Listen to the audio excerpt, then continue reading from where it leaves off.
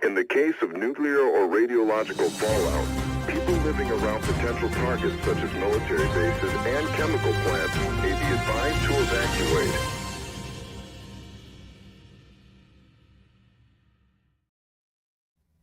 Hello, Sublation Media viewers, Sublation Magazine readers, all you Sublaters out there. I'm Douglas Lane, the host of the Sublation Magazine show, head of Sublation Media, author of Bash Revolution, and with me today this weekend, as always, is Benjamin Studebaker. Ben, you want to introduce yourself?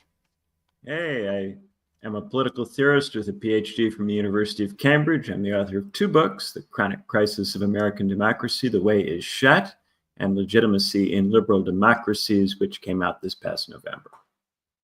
Great. So we're going to talk about the coup. Elon Musk and his Lost Boy hackers have taken over the Treasury, and they're screen capturing your Social Security numbers so they can steal money out of your personal bank accounts. One of the Lost Boys, a 25-year-old named Big Balls, is a very bad egg who said stuff on 4chan, and USAID provides humanitarian assistance to a world that is suffering from war, famine, and natural disasters. Also, we should start calling Elon Musk Clyde for some reason. That's my legacy media version or left-wing opening salvo to describe this moment. I'm summarizing what I found on Twitter and in publications. It's not actually my own stance, but what do I get wrong there, Benjamin? What's wrong with what I just said? Yeah, there's just not very much focus on what is actually taking place. Mm-hmm. A lot of it is on ostensibly who is involved, who's doing it. So it's attacks on these kids for being young or immature or unqualified or having said bad things on the internet at various points. It's not so much focused on what's going on. There's the USAID thing. That is one actual piece of, hey, is something happening here? Is something occurring here? And then just recently, Sohrab Ahmari put out a piece with Unheard, which discusses a couple of other concrete things. Mm-hmm. And what stands out to me about the concrete things is that it's the CFPB, the Consumer Finance Protection Bureau. Mm-hmm. It's talk about OSHA. It's talk about the National Labor Relations Board. It's mainly a kind of set of concerns that the sort of Warren wing of the Democratic Party would have about the regulators, about the cops on the beat that are no longer necessarily going to be around to stop the corruption that we know is going on. All of the corruption all over the place. And the solution is always more cops, more regulators. It seems a little weird to me that they have not been able to generate more news around the actual substance of what's being done. It's almost as if the stuff that's being done wouldn't be that unpopular if they talked about it. Or if it would be unpopular, they're not able to explain it in such a way that it would be unpopular. Mm-hmm. Yeah, well, so let's talk about the gutting and restructuring of USAID to start with, right? The charge there is that Musk, and by extension Trump, has violated the Constitution and the norms and the balance of power within the state. So he's stepping on the toes of the Congress, trying to control the purse strings from the executive, and that is unconstitutional and must be stopped. That's the claim. The reality is that Trump, as the executive, has a lot of authority to restructure agencies within the executive branch. And that would include replacing the head of most of these agencies. It would include, except in cases where the civil servants have protection under labor laws, it would include firing a great deal of the people working for those agencies. It would include even shuttling some of the programs that the agency has started into other branches of government or into other parts of the administrative state.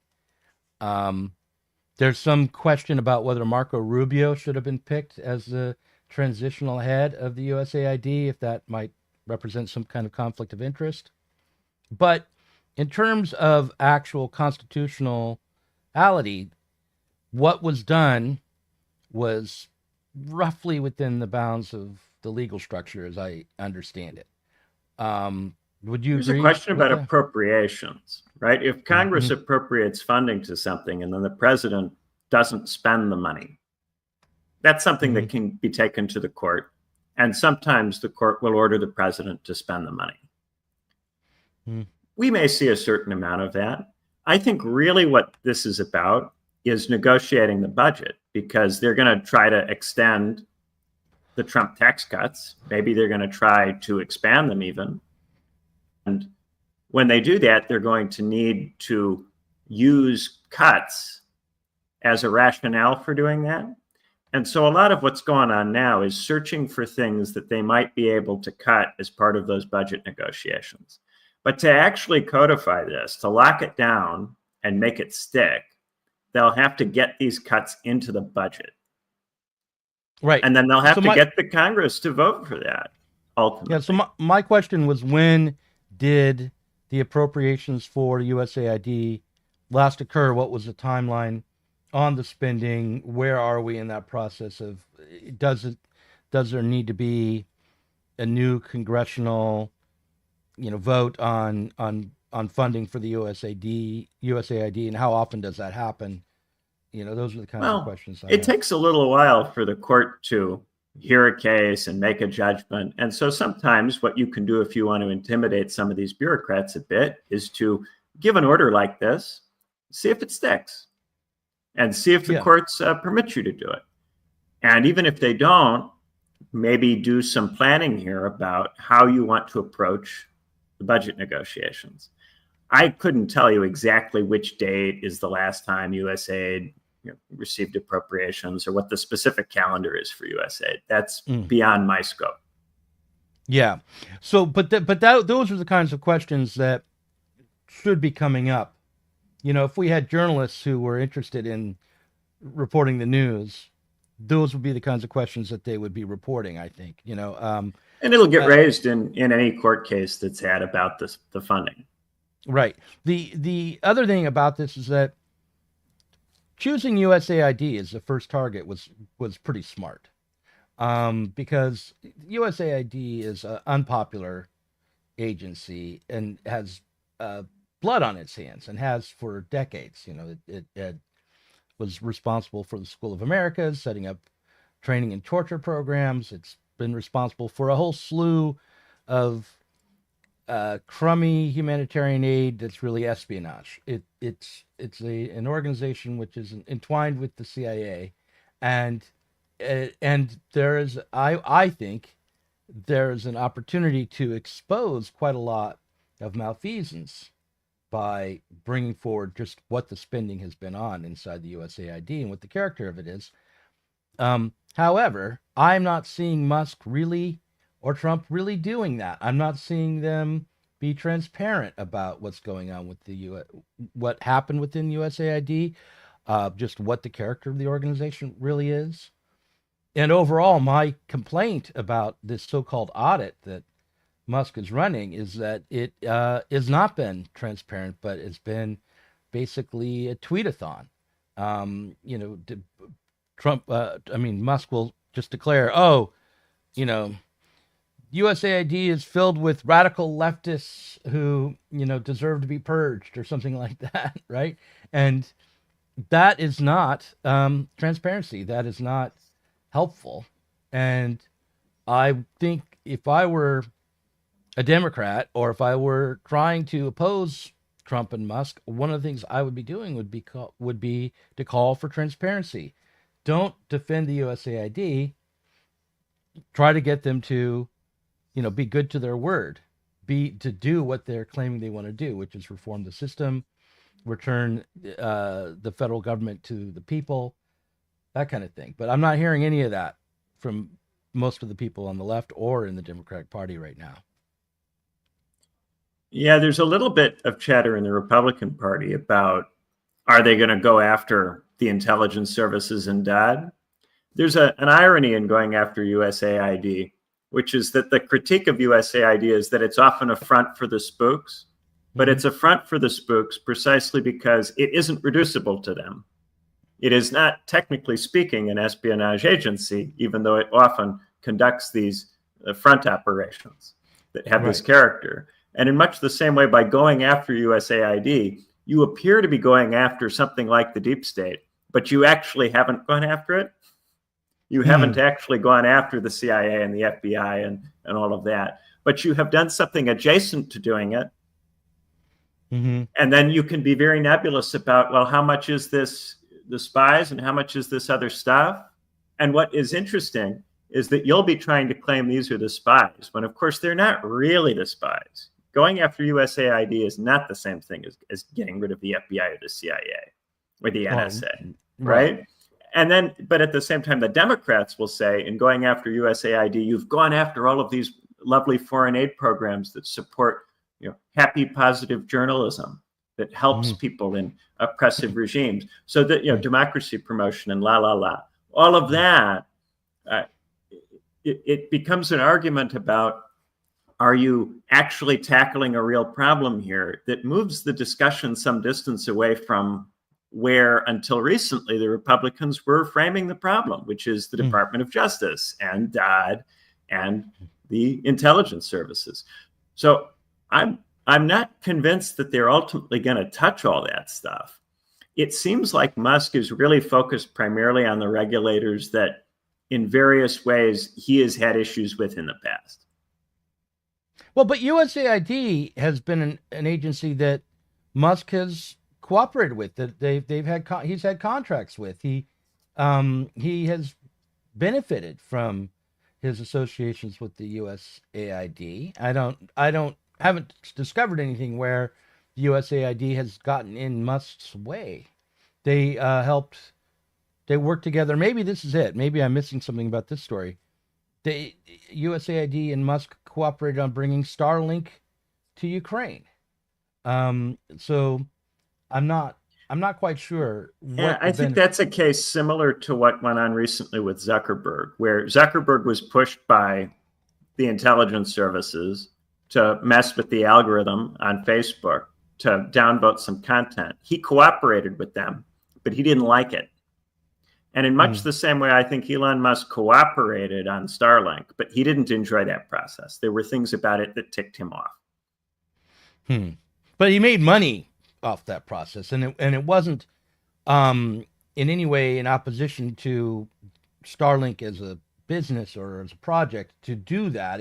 Whereas, allowing the state to moderate your content on Facebook is in opposition to the stated mission of Facebook. So I would think that they're different. But not as much money as he thinks he should have made. Okay. And then also there's this issue about the funding of the journalists. And there is this sense that these guys have that USAID funds a lot of journalism that is in various ways hostile to their interests. In large part because it funds a lot of liberal journalism. Right. Yeah, that's true. Which is a fair point. The state funding and picking winners and losers in the media marketplace is a significant issue. Of course, this is also something these oligarchs do, because Jeff Bezos owns the Washington Post, and I think it's Steve Jobs' widow has a significant stake in the Atlantic, and lots and lots of these outlets are owned by various different players. But there is now, I think, a very overt game being played of trying to mess with the funding mechanisms for the media, because it's viewed as a battleground now. The media is no longer considered trustworthy or neutral. And at this point, it has become an open secret that the vast majority of the well-known publications are either state-funded or they're funded by some rich person. So there's really no sense in which any of these publications belong to ordinary people. Right. The USAID, though, in particular, has been involved with the war on disinformation, the creating of fact-checking organizations, and the attempt to embed the intelligence community in these media companies in a much more direct way than we'd seen before the war on disinformation. There've been Yeah. And this stuff motivated Musk to buy Twitter. His hatred of that stuff and frustration with it motivated him to buy Twitter. So he's got a lot of reasons to not like USAID. Right. But that last one I'm on board with. I think that the full extent of how the war on disinformation was used to break with the constitutional order, to limit people's ability to have free expression, that needs to be fully exposed. And if you start with USAID, that's good. The problem is he's not really. This is less transparent than the Twitter files were. Like it's like if this is he's going through all the files and then tweeting like one sentence about his impressions of what they mean.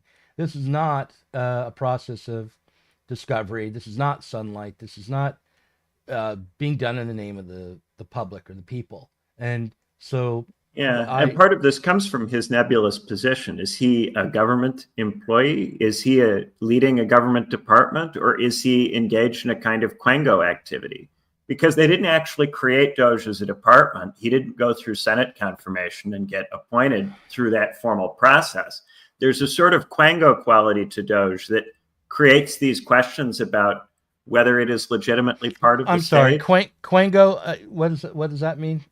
A kind of quasi-governmental organization. It's in a kind of nebulous in-between space between being part of the state and not part of the state, such that it can hop back and forth across the line when it's convenient. So when it needs to be part of the government, it can be part of the government. And when it needs to be not part of the government and independent, it can frame itself as not part of the government and independent. Well, it's inside a government agency. It's a temporary program within the DSDS, I think is the name of the organization that it's a part of. So it's a program within an agency within the executive. Yeah, but it doesn't follow the conventional organizational chart, right? Because Musk doesn't answer to the head of the department that DOGE is technically within. At least it doesn't seem the case that he does. And I could have some of this wrong, but I don't know who the head of that is, but ultimately, the only person Musk is really answering to probably is Trump, right? Right. But then that means he should have his own department, which would imply that he should have gone through Senate confirmation if he's answering directly to the president, but I think leading a major department. I think what happened was some figurehead was put in charge of the agency that the DOGE was under. I mean, DOGE actually became part of the name of the DSDS. It was something like Department of Services and Digital Security or something like that. And it became the Department of Services and DOGE Security. They renamed the agency and put DOGE in it. And so I figured like there's some, empty suit head, but I don't know this, but this is what I figure. Some empty suit is in charge of the agency that this program is within, but the program is actually at this point probably more important than the agency that it's within. And it's answering. So you're right. There's something I'm not sure if that's quasi-governmental, but it is it is part of the government. It just sort of.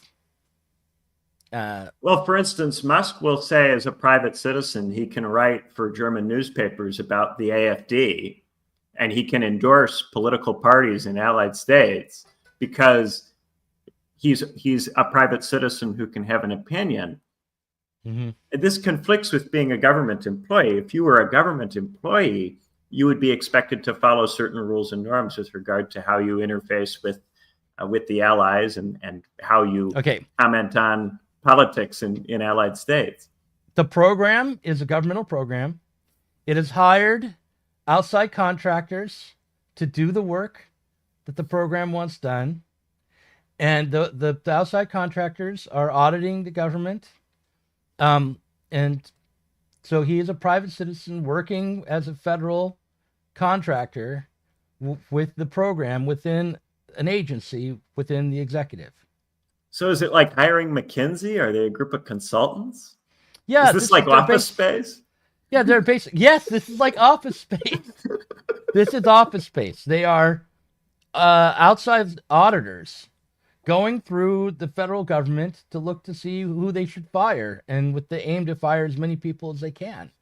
That I think. But ultimately, then to actually fire them, to really fire them, they'll have to go through a budget process with Congress, where Congress will approve a budget that reduces the funding on the basis of the recommendations that DOGE makes, that then the president will request Congress also align with. Right. And which means all of this is ultimately a political, which means it's also, there's a lot of propaganda going on. What you're wanting to do is demoralize the Democrats, get them to make arguments that they can't stand behind, and then, you know, make it a fait accompli that these organizations that you're targeting are going to be, at the very least, severely cut. But I don't think that is always going to work out. I think there are a lot of places where they may have aims that, and Musk in particular may have some goals which he will see thwarted. I mean, if he goes after the SSA, I think in any serious way, I think he's dead. I mean, I think the whole thing will be. Yeah, is Congress going to vote to eliminate the NLRB or to eliminate the CFPB? I mean, maybe. But it would surprise me if that happened, because the majority in Congress is so small. Right. Well, they could, right? They could just vote to eliminate it, and if there's a political will within enough of the public to back that decision, if the Republicans don't feel they're going to be punished terribly in the midterms by doing that, then they will perhaps go along with it. They're going to appoint. I think they're going to appoint RFK Jr. and Kash Patel and even Tulsi Gabbard, which with a very slim majority. I think they might be willing to do some of these cuts to organizations that most of the public doesn't know anything about, and which you can frame any way you want in a news cycle or two. I think they could do that. But if they go after Social Security or Medicaid or any of these parts of the administrative state that people know about and rely upon, have good feelings about, they're going to be stopped. There was just that Musk will be. I mean, Musk has got to be on his way out the door, or at least on his way towards being more marginal. I mean, I can't imagine Susie Wiles is sitting around, the Oval Office and saying, "Oh, I'm sure happy with what Musk is doing on Twitter." It just, their plan is to fold DOGE in the summer of 2026. So it can't be around for altogether that long unless they choose to extend it. It seems to me that this is really about this upcoming budget and the Trump tax cut, which has to be extended. And therefore, there has to be some kind of argument about how to fund the extension of it. And that this is really about trying to gather ammo for that upcoming fight. Because already we're seeing the Musk guys complaining about the judges intervening and getting in their way. And to ultimately make all of this stick, it has to be codified in a budget. And I think a lot of the discussion is just ignoring this, in part because there's this attempt to create this sensationalist narrative that an authoritarian regime is being established through executive orders, which is just preposterous. None of this stuff has gone to court yet. So there have been no judgments made about any of it yet. And therefore, we don't know how the administration will respond to judgments that are unfavorable to it. And then also, we don't know whether Congress will ultimately codify the things that we're hearing about. So there can be all kinds of wrangling within the executive branch. Ultimately, the American state has this structure, but it takes time for the structure to work. And part of why there is this leaning on the executive branch is the relative slowness of the other two branches, but that doesn't make them not players. Right. And but there's a sense, I think, that people have especially on the left, maybe, but that actually we're just living in the matrix. And if you get the laptops connected to the government computers, the coders and the big balls can just rewrite reality, and you're going to be stuck with it. And the liberal order will disappear overnight with a couple of keystrokes and, control over the treasury. And, that's the fantasy that I think people have. Yeah, this is just nuts. And these guys were, very quick to say, oh, if Bernie Sanders wins, he can't do anything. He won't be able to do anything. None of the things he'll want to do, he'll be able to do because the courts will stop him and the Senate will stop him. And therefore, we have to do electoral reform and we have to abolish this and we have to abolish that. And we have to pack this. All of these procedural claims that the left made about how the state is in the way of the Democrats. Mm-hmm. What, all of this is erased just because Donald Trump wants to do these things? Mm-hmm. We have not seen any evidence yet that Donald Trump can defy a Supreme Court order or defy the Congress blatantly and not get impeached and thrown out. The guy was almost impeached and thrown out multiple times in the first mm-hmm. presidency when he didn't do anything that was anything like that blatant. When it was just questions about how he conducted himself on the phone to the president of Ukraine. Right. And they almost impeached him. Yeah, I do think, though, there is a concern that that it's going to be much, much more difficult under these circumstances to use the mechanism of impeachment, partially because of the way in which it was used during its first term and the politicization also of the courts after. That the legitimacy of the mechanisms that you might use to rein in Trump have been weakened.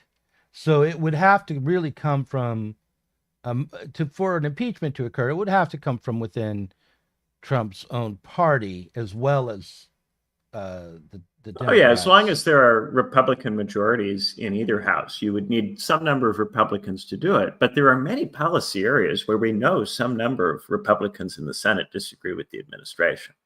Right. We even saw the Senate Majority Leader, Thune, he briefly reasserted the right of Congress to potentially curtail Trump's right to tariff. It was made clear that they were going to tolerate this particular round of tariffs, at least for a while. This is in the period before the negotiations began with Canada and Mexico. They made it clear that they would tolerate this and put up with it. But they did remind the president that this is a delegated power that they can potentially revoke in the event that it becomes a problem. Mm-hmm. Right. And look, the point that we should, I think, really emphasize is that what the public thinks and how the public responds to these machinations will have some influence over how these things come to fruition. That matters how voters feel about these first 100 days and about the executive orders and about these decisions. And because the midterms will matter, and the Republicans care about the midterms, and like the political process hasn't just ended. There are going to be continued elections. Well, this is the fantasy, right? The fantasy is that the political process no longer matters because authoritarianism has come to the United States. And these people who watched the Super Bowl last night are like Romans at the Colosseum worshiping Nero or something.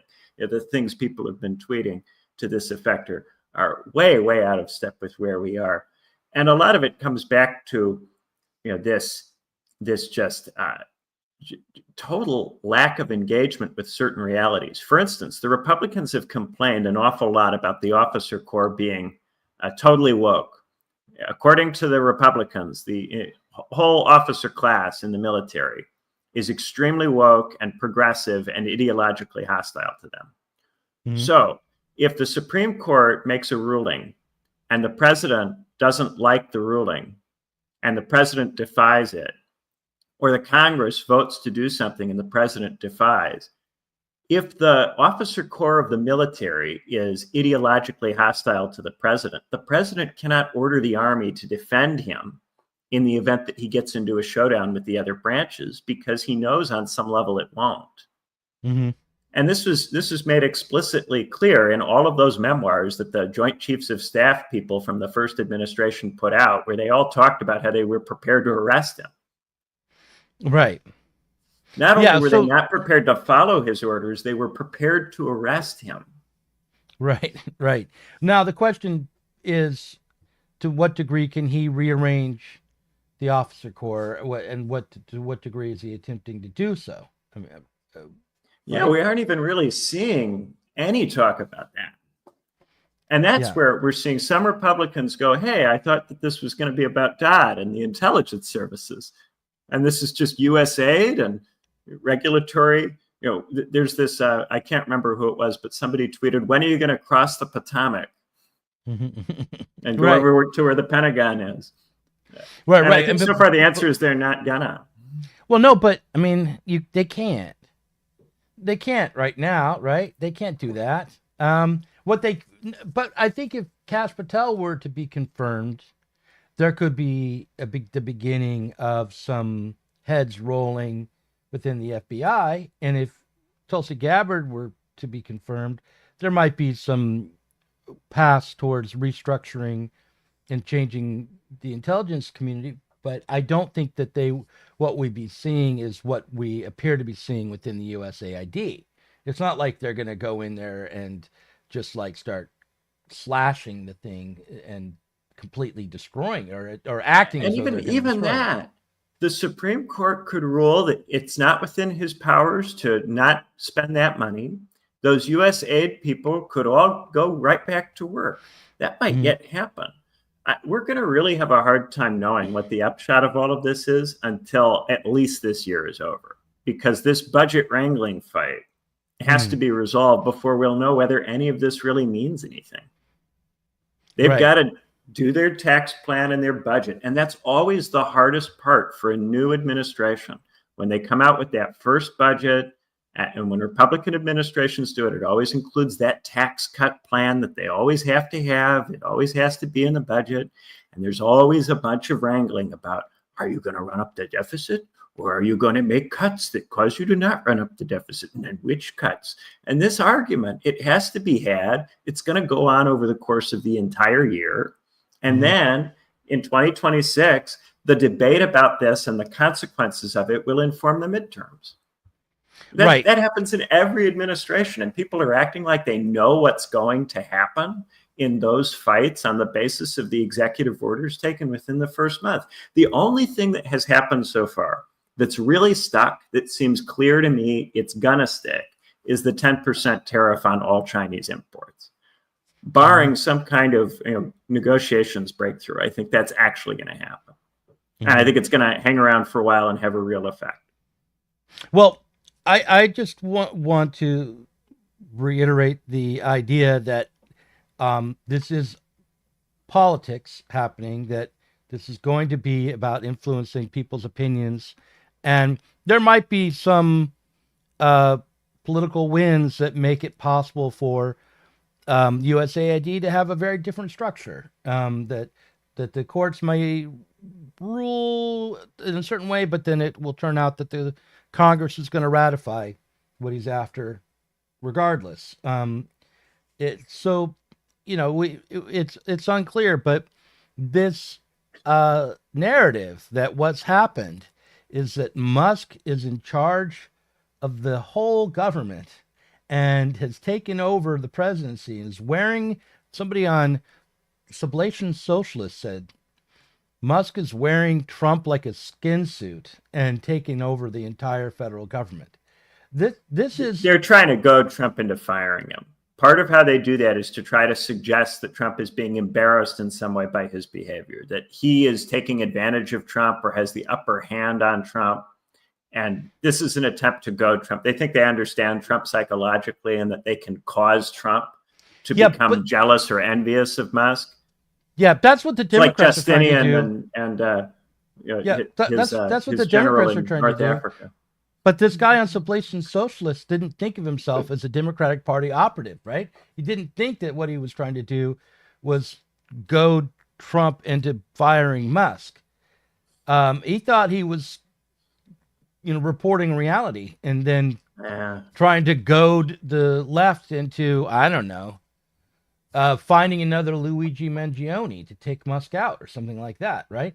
That's where the left is right now. They're like I said on Twitter, I spent too much time on Twitter, but I said that, the left is simply like, if you take the center of the Democratic Party's talking points, strip them of their gloss of humanity, brutalize them, dumb them down, that's what the far left will repeat. That's what the far left will say.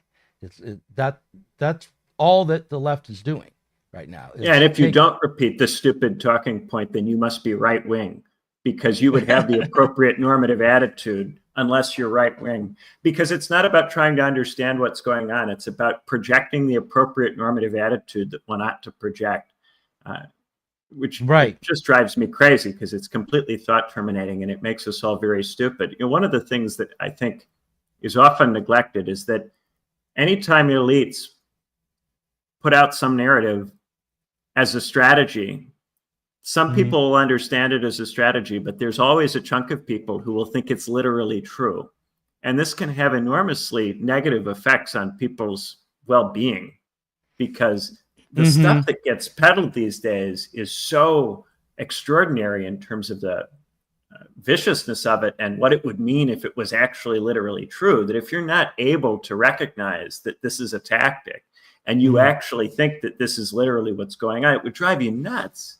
It would drive you completely insane to actually believe it. And it's really abusive for elites when they know that there's a certain part of the population that will take it that way, to indulge in that kind of grandstanding.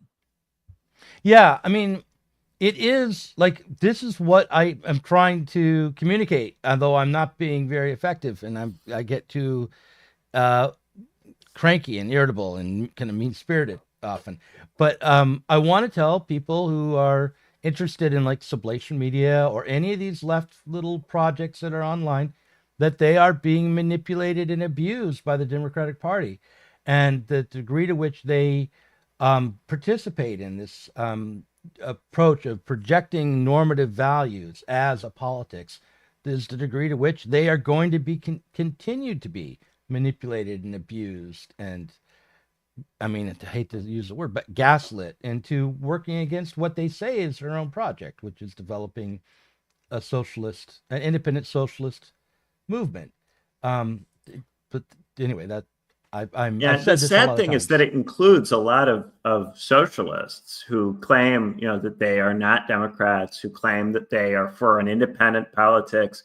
Oftentimes, the people who peddle the wildest stuff are, as you say, the people who are ostensibly the most left wing or the most liberal or the most progressive, people who position themselves as not being mainstream Democrats. And this has a function of making people who do get outside the Democratic Party often get sucked into various kinds of discussions in media environments that make it really hard for them to then come together and organize intelligently to do something. And it creates it breaks people's ability to coordinate and work together. It's really destructive. But these people will pretend that they're your friends and that they're there to help you. Yeah. What do you think about the fact that the Democrats have returned to the same approach that they took in 2016, in so much as really trying to push the Trump and Elon Musk now are fascist authoritarians? What is the guy's name? Yarvin is now the ideologue of the new, Russified United States or something like that. Curtis Yarvin. What does that indicate?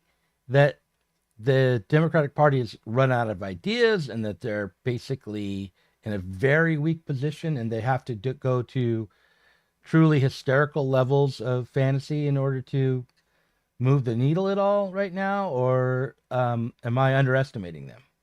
It paradoxically indicates both their weakness and their strength. So weakness, Okay. of course, in the sense that they have no ideas, no positive plans, certainly no positive plan that they think they can openly sell, that they think will be popular.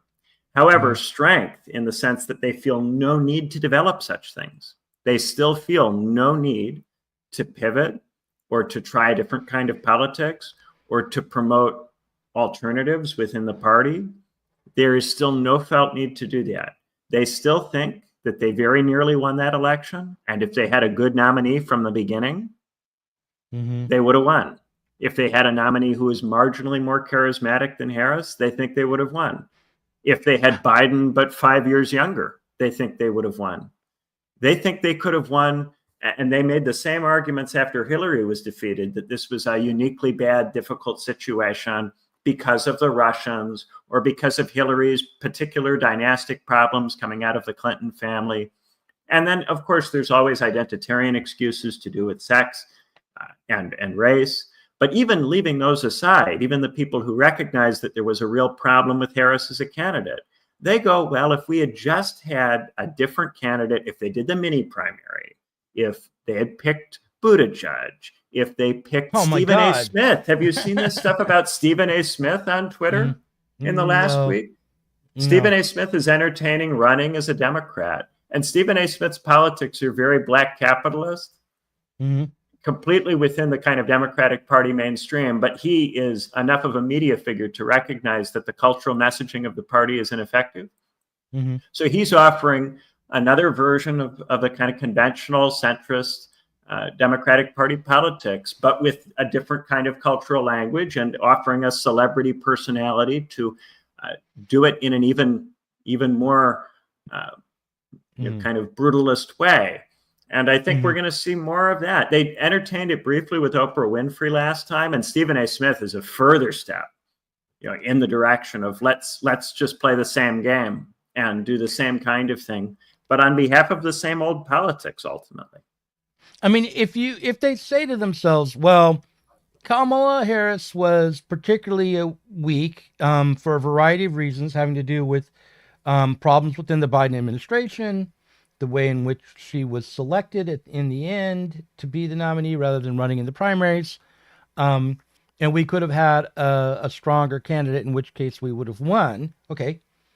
But all of the decisions that led to Kamala Harris were made by the current Democratic Party based on their sense of security and strength and their weaknesses, both.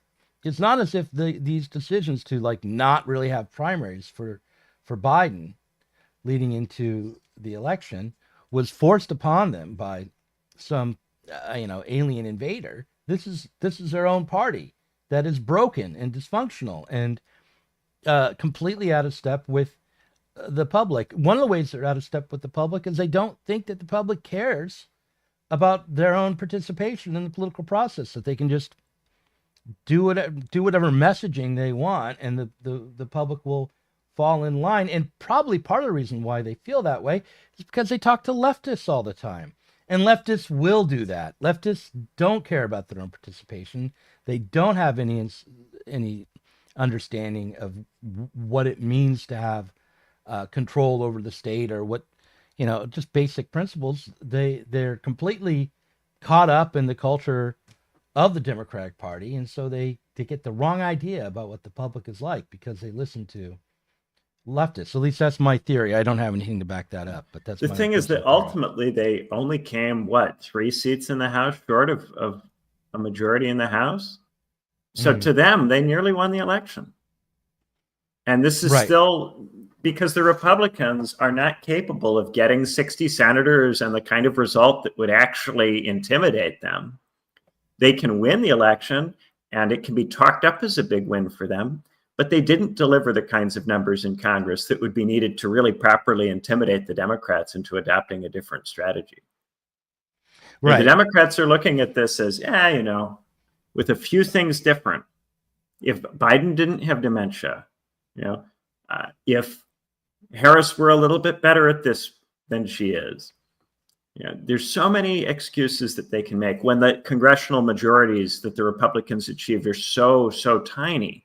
If the Republicans had gone out and gotten supermajorities, it would be a whole different conversation. But nobody can do this in American politics anymore.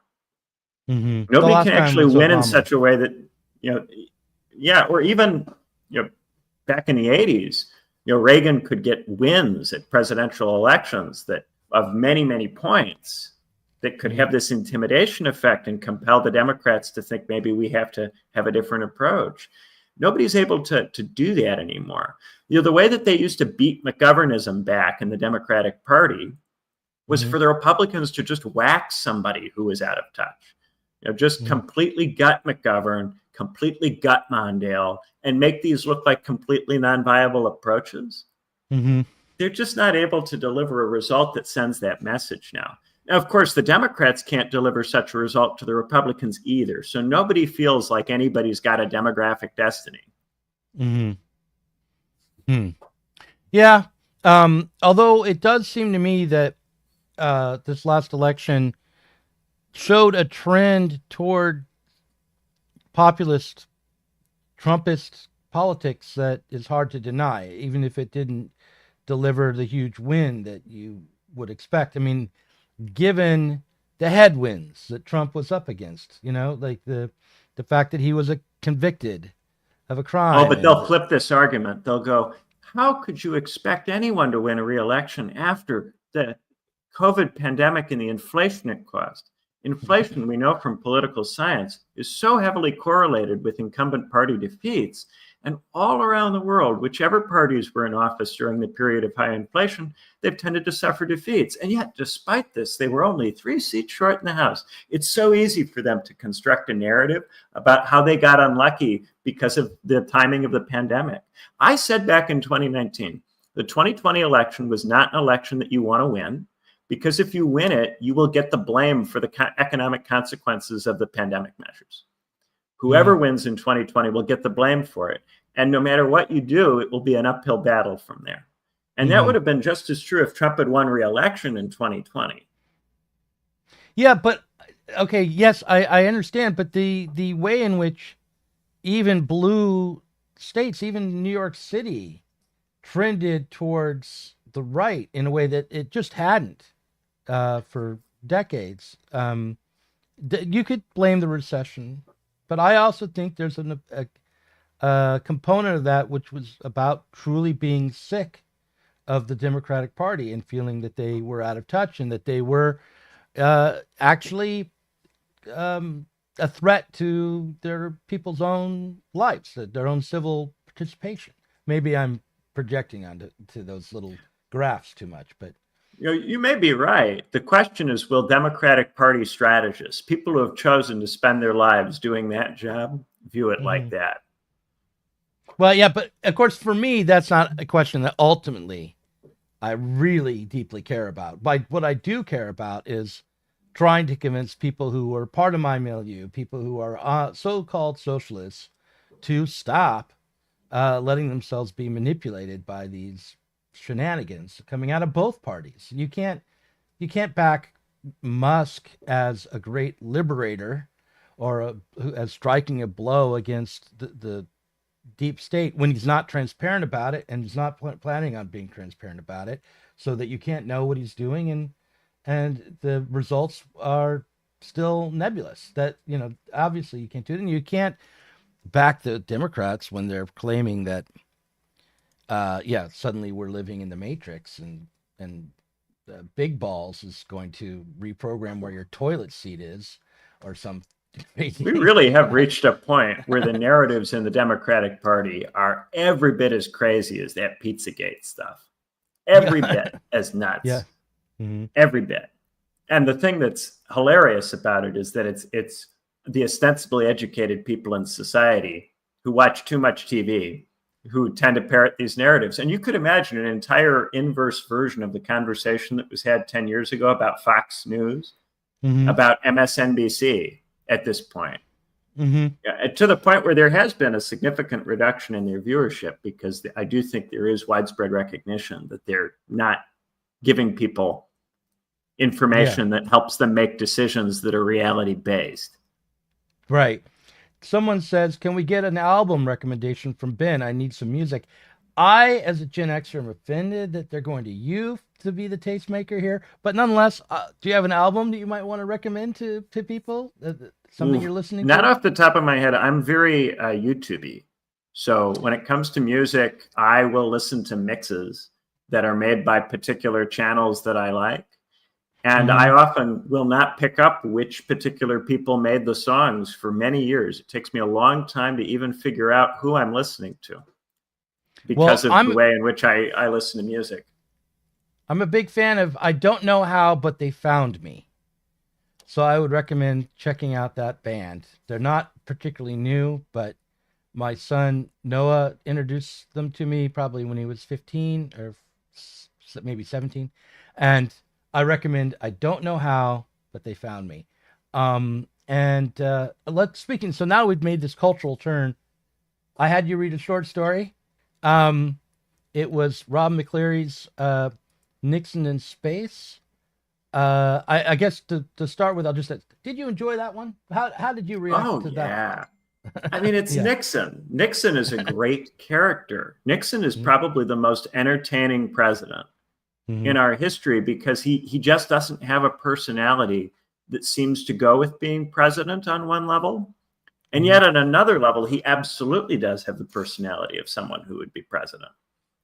Right. He has the personality that you would expect the president to have off camera, but he has it all the time. Right. Yeah. Well, just to give a little background on this story, it's not a very, very well-known story, though it did get some attention and acclaim. That's why it was republished in Electric Literature so many years later. It was originally published in 1996 in a magazine called Crank, which I subscribed to at that time. Crank was a science fiction literary magazine. There were a couple of like little literary experimental science fiction publications back then, and I really loved Crank, and I was trying to get published in Crank and was sending them short stories when I came across Rob McCleary's story, and I thought, well, I should keep trying because this is the publication for me. But I never did get published there. I did eventually get accepted in Century Magazine, which is a very similar publication. But as soon as they accepted my story, they went under. It was very upsetting. This story, when I found it in Crank, it prompted me to write a fan letter, and like snuggle it in with my next submitted story. So like, I love McCleary. This is what I think I wrote. Something like, basically it's this. I love Nixon in Space. This story I'm submitting shares the same spirit. Please, for the love of God, publish it. Writing fiction is the only thing I'm remotely good at, and if I don't get published soon, I'll feel like a total loser. So I think that's what I wrote in the next short story that I sent into Crank. I ended up later on publishing McCleary's novel, his first and I think at this point only novel. It's that is entitled "Too Fat to Go to the Moon." Gay Sasquatch Saved My Life, and it's kind of picks up on some of the same themes from Nixon in Space. But I think the main thing about Nixon in Space that I would want to point out to a millennial is that the feeling of despair about the lack of the continuation of prosperity in America was fully in the culture and in the youth culture, because, you know, in 96, I was 25. For Gen X, that Gen X was defined by this feeling of downward mobility. And I feel like that is definitely in Nixon in Space, but it's not the only component of Nixon in Space. Also, the sense of the American project having become completely absurd is there. The lack of faith in the kinds of narratives that were being sold today is there. Also, you know, it turns out, I fact checked it, the most scientists do agree that the moon is made of green cheese. You wouldn't think it's true, but that's what he says in the story, and I fact checked this. So anyway, do you have more to say about the story yourself? Oh yeah, I love the bit where Nixon goes, "If they won't let me, the president, go to the moon, when are they going to let you go? How much longer will it be?" Right? Everything Nixon, I've always gotten a kick out of Nixon. Right. I think in part because there is this, gamer kind of quality to Nixon, where he just rolls the dice and tries to see what he can get away with. So there's this kind of sneaky, roguish quality to Nixon, but also this ability to pivot into a kind of grand speech that tries to make it look like it was for something. Right. And so there's this constant, he's always about to go and sneak off and do something. So he really is the great American villain in that sense, because he's always up to something, and in a way that is kind of appealing, especially as time wears on and you forget about some of the specific things to which he was attached. But I've always, there's a great biography about him by Farrell that came out a few years ago that was worth a read. And you can also, on Audible, you can listen to him read his one of his shorter memoirs. There's Nixon himself reading it, which is a riot, because he just I was doing this and then I did that. So it's very very entertaining, and it's a quick listen. It's because it's not very long. Yet Norm Macdonald has a great routine he does about Nixon and how Nixon would speak in such a way to make the most crazy things sound, acceptable.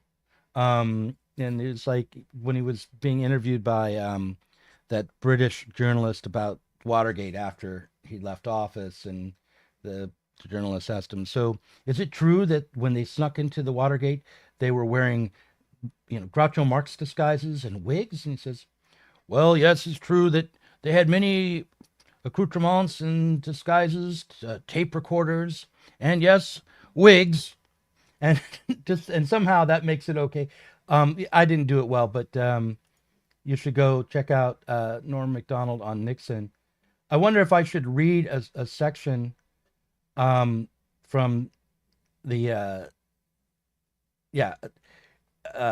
story here. I'll just read this bit. Let's see. Nixon in his pale blue sharkskin suit, black hair plastered to his face by sweat, a good 3-day growth on his face, his prodigious sweat having soaked through his suit jacket, leaving immense stains under each arm. He said his piece, all about truth, justice, and the American way, and then he left. He walked right out of the White House, down Pennsylvania Avenue, and just kept walking. He removed his tie and threw it in the reflecting pool. A little kid fished it out to use it as a memento of the historic occasion. Nixon kept walking, and the television people played all kinds of sentimental music like Amazing Grace and Kumbaya. Nixon walked right down the middle of the street, waving to the people, accepting mock salutes from the old soldiers who had served with him in the Pacific, and shaking hands with the rank and file. Several people offered him jobs, but Nixon declined them all. He did try to get into the space program, but they didn't want any ex-presidents. They told him he didn't have enough of a science background. Nixon countered by saying that they had offered Walter Cronkite a ride in the spaceship, a charge that left NASA without reply.